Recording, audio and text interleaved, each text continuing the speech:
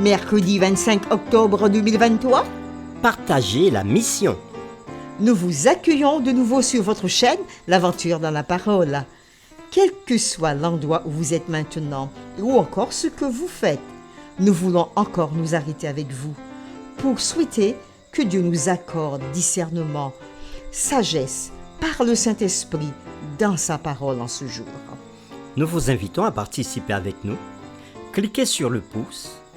Abonnez-vous pour recevoir la notification de chaque jour si ce n'est pas encore fait. Laissez-nous des commentaires et surtout partagez le lien avec toutes vos connaissances. Le texte à mémoriser que nous vous invitons à dire avec nous se trouve dans Jean chapitre 13, les versets 34 et 35. Je vous donne un commandement nouveau. Aimez-vous les uns les autres, comme je vous ai aimé, vous aussi aimez-vous les uns les autres. À ceci tous connaîtront que vous êtes mes disciples, si vous avez de l'amour les uns pour les autres. Nous vous invitons à le redire avec nous. Jean chapitre 13, les versets 34 et 35. Je vous donne un commandement nouveau. Aimez-vous les uns les autres, comme je vous ai aimé. Vous aussi, aimez-vous les uns les autres. À ceci, tous connaîtront que vous êtes mes disciples, si vous avez de l'amour les uns pour les autres. Comment l'amour pour les autres peut-il être un moteur dans la mission? La notion de partage est-elle nécessaire dans la mission? Comme je vous ai aimé, pardonnez-vous les uns les autres comme le Père vous pardonne. Aimez-vous comme je vous ai aimé. Les réflexions de cette semaine nous aident à répondre à ces questions. Et aujourd'hui, nous le ferons avec la séquence La mission d'Abraham. Nous vous invitons à lire avec nous Genèse chapitre 19, les versets 1er à 29. Et nous répondrons à cette question. Quel est le résultat de l'esprit d'hospitalité, d'amour et de prière d'Abraham? Genèse 19, les versets 1 à 29. Les deux anges arrivèrent à Sodome sur le soir, et Lot était assis à la porte de Sodome. Quand Lot les vit, il se leva pour aller au-devant d'eux et se prosterna la face contre terre. Puis il dit : « Voici, mes seigneurs, entrez, je vous prie, dans la maison de votre serviteur, et passez-y la nuit. Lavez-vous les pieds. Vous vous lèverez de bon matin, et vous poursuivrez votre route. » « Non, répondirent-ils. Nous passerons la nuit dans la ville. » Mais Lot les pressa tellement qu'ils vinrent chez lui et entrèrent dans sa maison. Il leur donna un festin et fit cuire des pains sans levain. Ils mangèrent. Il n'était pas encore couché que les gens de la ville, les gens de Sodome, entourèrent la maison, depuis les enfants jusqu'aux vieillards. Toute la population était accourue. Ils appelèrent Lot et lui dirent : « Où sont les gens qui sont entrés chez toi cette nuit? Fais-les sortir vers nous, pour que nous les connaissions. » Lot sortit vers eux à l'entrée de la maison et ferma la porte derrière lui. Et il dit : « Mes frères, je vous prie, ne faites pas le mal. Voici, j'ai 2 filles qui n'ont point connu d'homme. Je vous les amènerai dehors, et vous leur ferez ce qu'il vous plaira. Seulement, ne faites rien à ces hommes, puisqu'ils sont venus à l'ombre de mon toit. » Ils dirent : « Retire-toi ! Ils dirent encore : Celui-ci est venu comme étranger. Il veut faire le juge. Eh bien, nous te ferons pis qu'à eux. » Et pressant Lot avec violence, ils s'avancèrent pour briser la porte.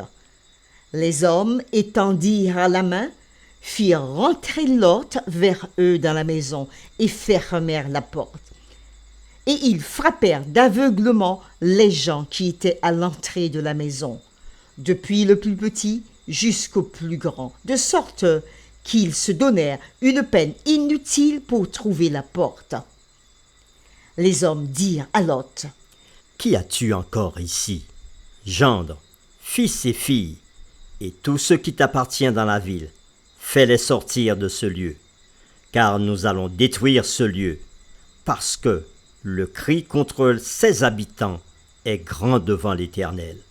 L'Éternel nous a envoyés pour le détruire. » Lot sortit et parla à ses gendres qui avaient pris ses filles. « Levez-vous, Dit-il. sortez de ce lieu, car l'Éternel va détruire la ville. » Mais aux yeux de ses gendres, il parut plaisanter. Dès l'aube du jour, les anges insistèrent auprès de Lot en disant « Lève-toi, prends ta femme et tes 2 filles qui se trouvent ici, de peur que tu ne périsses dans la ruine de la ville. » Et comme il tardait, les hommes le saisirent par la main, lui, sa femme et ses 2 filles, car l'Éternel voulait l'épargner. Ils l'emmenèrent et le laissèrent hors de la ville. Après les avoir fait sortir, l'un d'eux dit « Sauve-toi pour ta vie, ne regarde pas derrière toi, et ne t'arrête pas dans toute la plaine. Sauve-toi vers la montagne, de peur que tu ne périsses. » Lot leur dit « Oh, non, Seigneur, voici, j'ai trouvé grâce à tes yeux, et tu as montré la grandeur de ta miséricorde à mon égard, en me conservant la vie. Mais je ne puis me sauver à la montagne avant que le désastre m'atteigne, et je périrai. Voici, cette ville est assez proche pour que je m'y réfugie, et elle est petite. Oh, que je puisse m'y sauver. N'est-elle pas petite? Et que mon âme vive. » Et il lui dit Voici, je t'accorde encore cette grâce. Je ne détruirai pas la ville dont tu parles. Hâte-toi de t'y réfugier, car je ne puis rien faire jusqu'à ce que tu sois arrivé. C'est pour cela qu'on a donné à cette ville le nom de Tsoar. Le soleil se levait sur la terre lorsque Lot entra dans Tsoar. Alors l'Éternel fit pleuvoir du ciel sur Sodome et sur Gomorrhe du soufre et du feu, de par l'Éternel. Il détruisit ces villes, toute la plaine et tous les habitants des villes et les plantes de la terre. La femme de Lot regarda en arrière et elle devint une statue de sel. Abraham se leva de bon matin pour aller au lieu où il s'était tenu en présence de l'Éternel.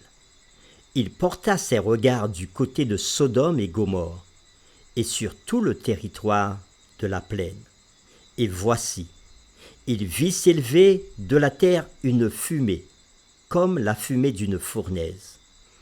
Lorsque Dieu détruisit les villes de la plaine, il se souvint d'Abraham, et il fit échapper Lot du milieu du désastre, par lequel il bouleversa les villes où Lot avait établi sa demeure. Après lecture de Genèse chapitre 19, les versets 1 à 29, répondons à cette question. Quel est le résultat de l'esprit d'hospitalité, d'amour et de prière d'Abraham et de Lot? Nous voyons à travers ce texte que comme Abraham, Lot exerçait l'hospitalité. Le texte donne une indication intéressante sur la position de Lot dans la ville de Sodome. Lot était assis à la porte de la ville. Et cela nous rappelle Abraham aussi, qui était assis et qui attendait, comme nous l'avons vu précédemment dans les séquences. Cela signifie que Lot était un personnage important dans la ville, certainement un officier public, parce que s'asseoir à la porte de la ville est un privilège des officiers, des juges et des rois. On peut le vérifier par exemple dans 2 Samuel chapitre 19 verset 8, ou encore Jérémie 38 verset 7, ou encore Ruth chapitre 4 le verset 1er. Genèse 19 est presque parallèle au chapitre 18 et à l'histoire des anges avec Abraham. Abraham et Lot étaient chacun assis à une entrée ou à une porte. Abraham et Lot avaient chacun invité des étrangers à se reposer dans leur demeure. Ils avaient aussi chacun préparé de la nourriture pour leurs visiteurs. Quels que soient ses défauts, Lot aussi avait de bonnes habitudes, semble-t-il. Et le texte dit, dans Genèse chapitre 19, versets 24 et 25, « Alors l'Éternel fit pleuvoir du ciel sur Sodome et Gomorrhe du soufre et du feu de par l'Éternel, et il détruisit ces villes, toute la plaine et tous les habitants des villes et les plantes de la terre. » Nous ne connaissons pas le nombre de personnes qui vivaient dans les villes de Sodome et de Gomorrhe au moment de ce récit. Mais parmi ces milliers de personnes, seulement 4 avaient quitté la ville et seulement 3 avaient été sauvés. C'était la même chose au moment du déluge. Nous ne connaissons pas le nombre de personnes en vie à cette époque, mais nous savons juste que la plupart n'avaient pas été sauvés. Le fait que ce soit juste un petit nombre d'habitants de Sodome qui aient été sauvés a des implications pour notre propre mission. Tout le monde ne sera pas sauvé. Nous aimerions que tout le monde accepte Jésus et son plan de salut, mais chaque personne a le libre arbitre. Notre tâche est d'inviter autant de personnes que possible à choisir Jésus. Pendant que nous accomplissons notre mission, Dieu nous assiste par le Saint-Esprit, mais il n'ira jamais contre la volonté de qui que ce soit. Le libre arbitre signifie qu'en fin de compte, peu importe ce que nous faisons, peu importe combien nous prions, le salut se résume au choix personnel de chaque individu. Pour terminer, réfléchissons à cette question. Comment pouvons-nous apprendre à ne pas nous décourager si nous ne voyons pas le genre de résultat que nous attendons alors que nous accomplissons la mission? Prions ensemble. Seigneur, notre Dieu et notre Père, tu es digne de recevoir louange, gloire et honneur, car c'est toi qui nous as créés et c'est toi qui nous as tellement aimés que tu nous as donné Jésus-Christ, notre Sauveur.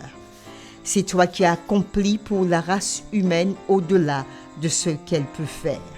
Merci pour ton amour. Et à travers la séquence d'aujourd'hui, tu nous montres encore comment tu exerces ton amour pour les hommes. Certainement, en vivant avec Abraham, Lot avait appris l'hospitalité, il avait appris l'amour et il avait appris à plaider pour ceux qui sont autour de lui. Comme Abraham, il a invité ses anges à rentrer chez lui et il a fait tout son possible pour les épargner des gens de la ville qui voulaient leur faire du mal. Seigneur, mets cet esprit d'hospitalité dans nos cœurs afin que nous puissions l'exercer.